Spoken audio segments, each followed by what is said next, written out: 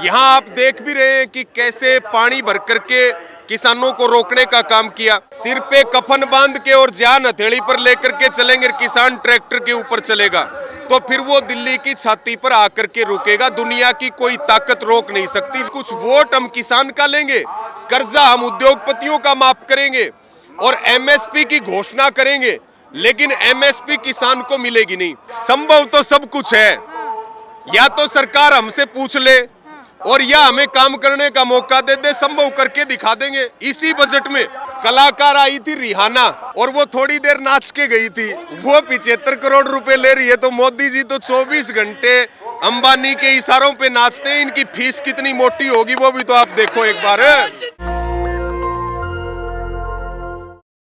नमस्कार, मैं ब्यूटी गिरी और आप देख रहे हैं नेशनल दस्तक। इस वक्त मौजूद है दिल्ली के रामलीला मैदान में और अगर कैमरा पैन करके दिखाए तो ये पूरा मैदान भर चुका है किसानों से। आपको बता दें कि चाहे पंजाब, हरियाणा, कर्नाटक, तमिलनाडु, भारत के हर कोने से यहाँ पर किसान आए हुए हैं और सरकार को एक चेतावनी देने के लिए आए हैं। हमारे साथ इस वक्त बातचीत करने के लिए मौजूद है रवि आजाद। क्या चेतावनी देनी है सरकार को? देखिए, आज इतनी बड़ी संख्या में इस किसान मजदूर महापंचायत में देश भर से किसान दिल्ली आए हैं और मुद्दा वही है कि जो संयुक्त किसान मोर्चा के साथ 9 दिसंबर 2021 को मोदी सरकार ने समझौता किया था, उस समझौते के ऊपर सरकार खरी उतरे और उस समझौते के तहत एमएसपी का गारंटी कानून C2+50 के फार्मूले के हिसाब से और देश के किसानों की कर्ज माफी, लखीमपुर खीरी का जो कांड है उसमें संपूर्ण न्याय और उसके बाद जो हमारी तमाम मांगे, चाहे वो हमारी बीमा क्लेम की हो, चाहे वो हमारी मुआवजे की हो, चाहे किसानों के मजदूरों के पेंशन की हो, उन सब मांगों को लेकर के किसान आज मोदी सरकार को चेतावनी देने के लिए आया है। और जितने किसान यहाँ रामलीला ग्राउंड के अंदर हैं उससे ज्यादा किसान बाहर भी हैं। यहाँ आप देख भी रहे हैं कि कैसे पानी भर करके किसानों को रोकने का काम किया, क्योंकि जब भी यहाँ रामलीला ग्राउंड में किसान आते हैं तो यहाँ पे सरकार पानी भरने का काम करती है। हाँ, ये डरती है, ये सरकारी पानी है। इससे कई गुना ज्यादा लोगों को ट्रेनों में रोका गया है। जगह जगह पे अलग अलग जगह से, आंध्र प्रदेश से या महाराष्ट्र से या बंगाल से या छत्तीसगढ़, झारखंड से जो भी किसान आ रहे हैं, जो जत्थों में आ रहे हैं ट्रेनों में, उन ट्रेनों को 5-5, 7-7 घंटा लेट किया गया है। और हम सरकार को ये कह रहे हैं आप कितना भी रोक लें, लेकिन दिल्ली किसी के बाप की नहीं है, दिल्ली किसानों की है। और किसान जब दिल्ली आएगा तो सरकार के अहंकार को चूर करके जाएगा। आरोप लग रहा है किसान ब्लैकमेल करना चाहते हैं सरकार को। नहीं नहीं नहीं, हम कोई ब्लैकमेलर नहीं है। ब्लैकमेल करने का काम तो भाजपा और आरएसएस वालों का है।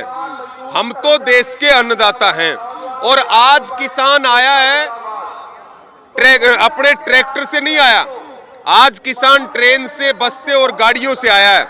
अगर मोदी सरकार नहीं मानेगी या अपने वादों पे खरा नहीं उतरेगी तो फिर किसान अपने ट्रैक्टर पे भी आएगा। कहाँ आने दे रही है सरकार? शंभू बॉर्डर पर रोक लिया है किसानों को। नहीं, बिल्कुल वो सरकार अपनी तानाशाही दिखाने का काम कर रही है, लेकिन जिस दिन हम सिर पे कफन बांध के और जान हथेली पर लेकर के चलेंगे, किसान ट्रैक्टर के ऊपर चलेगा तो फिर वो दिल्ली की छाती पर आकर के रुकेगा। दुनिया की कोई ताकत रोक नहीं सकती। जब संयुक्त बॉर्डर पर भी गई है, संयुक्त किसान मोर्चा जब फैसला लेगा तो किसान दिल्ली ट्रैक्टर लेके भी आएगा और पहले भी आए हैं, तब भी रोकने का काम किया गया था। चुनावी माहौल देख रहे हैं तो चुनावी माहौल में आप लोग भी किसान मिलके सारे और सरकार पर दबाव बनाने की कोशिश कर रहे हैं? नहीं, बिल्कुल चुनावों का मौसम तो पार्टियों का है। किसान तो इस समय सरकार पे और ज्यादा दबाव, क्योंकि पहली बात तो सरकार ने वादा खिलाफी की है, दूसरी बात हर रोज गलत नीतियां और गलत कानून जो देश के किसानों के विरोध में है, मजदूरों के विरोध में है, कर्मचारियों के विरोध में है, देश के आम नागरिक के विरोध में है। तो उन सब को लेकर के हम सरकार को ये बिल्कुल स्पष्ट कहना चाहते हैं, अगर सरकार या देश के प्रधानमंत्री मोदी या बीजेपी आरएसएस के लोग अगर देश के किसानों की बात नहीं मानेंगे तो उनको लोकसभा चुनाव में बड़ा भारी नुकसान उठाना पड़ेगा। देश का किसान पीछे नहीं हटेगा। आप कह रहे गलत कानून ला रही है या गलत कर रही है, और मोदी जी कहते हैं कि हम किसानों के लिए ही समर्पित हैं, उनके लिए फंड रिलीज कर रहे हैं। नहीं, ये वो सरकार है जो घोड़ों को नहीं है घास और गधे खा रहे हैं च्यवनप्राश। इनका प्रचार और इनकी पैकिंग वो बहुत शानदार होती है, लेकिन खोखले वादे और झूठ बोलने का काम और देश को धर्म और जात के नाम पे बांटने के अलावा इन्होंने पिछले 10 साल में किया ही क्या है? केवल और केवल लोगों को लड़ाना, उनको जो है धर्म जाति के नाम पे बांटना, यही काम किया है। इसके अलावा कोई काम नहीं किया है। बीजेपी प्रचार कर रही है, उसमें दिखा रही है कि किसान खुश है। 10 साल के बाद किसानों की जो हालात है वो सुधर गए हैं। नहीं, किसान तो यहाँ रामलीला ग्राउंड में बैठा है। किसान तो यहाँ बैठा है और वो तपती धूप में भी बैठा है, वो पानी के बीच में भी बैठा है, वो आंधी बारिश तूफान के बीच में खेती भी कर रहा है और वो अपने आंदोलन को भी मजबूत करने का काम कर रहा है। अब जो मोदी जी दिखा रहे हैं वो कौन सा किसान है, वो हमारे समझ से बाहर है। वो किसान वो है जो खेतों में काम करते हैं, और ये किसान आंदोलनकारी है। अच्छा, ये मतलब ये आंदोलनकारी भी वही है, आंदोलन जीवी भी वही है जो खेत में काम कर रहे हैं। और आंदोलन जीवी होना कोई बड़ी बात थोड़ी है। हम इनकी तरह दंगा जीवी और भाषण जीवी और झूठ जीवी तो नहीं है। हम खेती भी कर रहे हैं और हम आंदोलन भी कर रहे हैं। और किसान यहाँ है देश का अन्नदाता, और उसी के बच्चे खेल के मैदान में है, उसी के बच्चे सीमाओं के ऊपर है। ये जो सरकार हमें बांट रही है छोटे बड़े किसानों के बीच में, या अलग अलग तरीके से सरकार जो बांटने का काम कर रही है, आप ये देखिए कि करीब 13.5 लाख करोड़ रुपए अडानी अंबानी बड़े कॉरपोरेट्स के माफ कर दिए भारत सरकार ने 9.5 साल में, और हम कह रहे हैं हमारा 21 लाख करोड़ रुपए माफ कर दो, जबकि वादा है प्रधानमंत्री जी का कि पहला काम कर्जा माफी का करूंगा। हम एमएसपी गारंटी कानून की मांग कर रहे हैं। हर चीज एमआरपी पे बिकती है, हम केवल मिनिमम सपोर्ट प्राइस मांग रहे हैं, और वो भी वादा किया सरकार ने 9 दिसंबर 2021 को, अगर देश के किसानों को एमएसपी की गारंटी मिलेगी, C2+50 के हिसाब से उपज की खरीद होगी, तो खेती बचेगी, किसानी बचेगी। लेकिन मिनिमम सपोर्ट प्राइस भी हम नहीं देंगे। हम जो है सब कुछ वोट हम किसान का लेंगे, कर्जा हम उद्योगपतियों का माफ करेंगे और एमएसपी की घोषणा करेंगे, लेकिन एमएसपी किसान को मिलेगी नहीं। केवल 6% एमएसपी देश में किसानों को मिलती है। हम सभी फसलों पे एमएसपी गारंटी कानून की मांग कर रहे हैं। वही तो सरकार करी कि सभी फसलों पर संभव नहीं है। 4 दौर की बैठक भी हुई है, आप लोग बात ही नहीं मान रहे हैं। संभव तो सब कुछ है, या तो सरकार हमसे पूछ ले और या हमें काम करने का मौका दे दे, संभव करके दिखा देंगे। इसी बजट में भाई करीब 2.5 लाख करोड़ रुपए तो अब भी सरकार जो है वो प्रीक्योरमेंट में खर्च करती है, और जब आप एमएसपी का गारंटी कानून देंगे तो लगभग 10 लाख करोड़ रुपए का खर्चा है। बता तो हम दें, लेकिन कोई सुनने वाला तो नहीं है, और अगर उनसे ना बनता हो तो हमारे हाथ में कलम दो, हम करके दिखाएं। और ये लड़ाई केवल एमएसपी की नहीं है, ये लड़ाई केवल कर्जा माफी की नहीं है, ये लड़ाई केवल पेंशन की नहीं है, ये लड़ाई देश का जो लोकतंत्र है उसको बचाने की भी है। आज लोकतंत्र के ऊपर खतरे के बादल मंडरा रहे हैं। अगर इसी तरह से ये चलते रहे तो ना आपके हाथ में माइक बचेगा, ना कैमरा बचेगा, और ना हमारे पास बोलने की ताकत बचेगी। जिस तरह से ये कानूनों में संशोधन कर रहे हैं, जिस तरह के कानून ये लेकर के आ रहे हैं, हर सारे कानून देश हित में ला रहे हैं। नहीं, ये देश ये कोई देश हित नहीं है, और ना ये कोई अमृत काल है।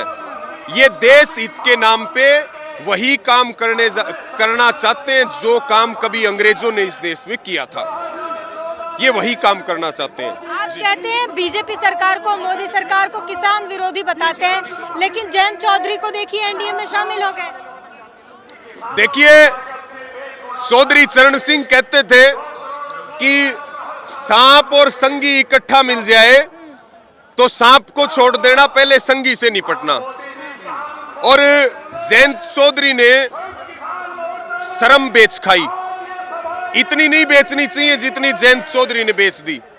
और भारत रत्न बांट रहे हैं, बांटेंगे रतन और बेचेंगे वतन। नियम है 1 साल में 3 दे सकते हैं, भारत रत्न 5 दे दिए, हो सकता है चुनाव आचार संहिता से पहले मोदी जी 5 और दे दें। यानी कि भारत रत्न चौधरी चरण सिंह कोई भारत रत्न के वो नहीं है मोहताज, वो तो पूरे देश के रत्न है। जयंत चौधरी को सत्ता भले ही मिल जाए, लेकिन दिलों में लोगों के जो सम्मान उनके प्रति था वो उन्होंने खत्म करवा लिया। और हरियाणा में देखो अभी दुष्यंत चौटाला में क्या बन रहा है, उसी तरह से जयंत चौधरी में बनेगा। ये जो चमन्नी छाप की राजनीति इस देश में चल रही है और ये जो बीजेपी की गोद में जाकर के बैठ रहे हैं, इनका जनता हिसाब करेगी। अभी हरियाणा में आपने देखा कि सीएम का चेहरा बदल दिया। भाई 4.5 साल हो गए, सरकार में कुछ बच ही नहीं रहा, लूटपाट सारी कर ली, सारा राज जो है आपने कर लिया। अब आप चेहरे बदल रहे हो, आप जो है बैकवर्ड का वोट पाने के लिए बैकवर्ड का चेहरा लेकर के आ रहे हो। तो इतना ये जनता समझ रही है। अब गठबंधन को अलग करने का नाटक कर रहे हैं, दुष्यंत अलग हो गया, बीजेपी अलग होगी, पहले वाला गठबंधन टूट गया, नया समझौता हो गया कि चुनाव अलग अलग लड़ेंगे और जो विरोध का वोट है उसको बांटने का काम करेंगे। तो जनता सब देख रही है, जयंत चौधरी का भी हिसाब किताब हो जाएगा, ये सब का होगा जैसे अभी दुष्यंत चौटाला का हो रहा है। एक सवाल और कि लोग तो ऐसे देख रहे हैं कि जिन्होंने, जिस सरकार ने, सीएम ने किसानों पर गोली चलाई, उनकी हत्याएं कर दी, उसको मोदी जी ने हटा दिया सत्ता से। आप क्या कहेंगे? नहीं, सत्ता से कहां हटाया है? मोदी जी तो तारीफों के पुल बांध के आए हैं और लोकसभा का टिकट दे दिया है। वो कह रहे हैं कि मेरा बहुत पुराना मित्र है खट्टर, हम दरी पे साथ सोया करते थे, साथ जो है खाना खाया करते थे और मैं इनको दिल्ली लेके जाऊंगा। सजा कहां दी है? जनता भ्रम में है। हाँ, नहीं, जनता भ्रम में नहीं है, भ्रम में मोदी जी हैं। जनता कोई भ्रम में नहीं है, जनता तो इंतजार कर रही है, इलाज करेगी। कैसे इलाज करेगी? इलाज करेगी, इलाज तो देखो वोट से होगा और वोट की पूरी रुखाड़ी करनी पड़ेगी। केवल ईवीएम पे बटन दबाने से वोट नहीं मिलेगा। जब तक वोट की काउंटिंग नहीं हो जाएगी तब तक आपको लठ लेकर के वोट की रुखाड़ी करनी पड़ेगी, क्योंकि ये वोट भी चोरते हैं, ये चोर हैं। ये बीजेपी कोई पार्टी नहीं है, ये एक गैंग है, ये लुटेरों का गिरोह है। अभी वो एक कलाकार आई थी रिहाना, अनंत अंबानी की प्री वेडिंग में, तो उसने 74 करोड़ रुपए लिए थे या 75 करोड़ रुपए लिए थे और वो थोड़ी देर नाच के गई थी। वो 75 करोड़ रुपए ले रही है, तो मोदी जी तो 24 घंटे अंबानी के इशारों पे नाचते हैं। इनकी फीस कितनी मोटी होगी वो भी तो आप देखो एक बार। इन्होंने बड़ी बात कही और इन्होंने साफ ये बात कही कि इस बार किसान जो है वोट के साथ लठ लेके उसकी रखवाली भी करेंगे, पुख्ता इंतजाम करेंगे। इस पूरी बातचीत पर अपनी प्रतिक्रिया जरूर दीजिए। कैमरामैन आशीष के साथ beauty green, national Dastak. National Dastak की आपसे गुजारिश है कि अगर इसको बचाना चाहते हैं तो नेशनल दस्तक को सब्सक्राइब करने के लिए रेड कलर के सब्सक्राइब बटन को दबाएं, फिर बेल आइकन की घंटी दबाएं। नेशनल दस्तक को बचाने के लिए बहुत जरूरी है कि हर खबर को शेयर करें, लाइक करें, कमेंट जरूर करें।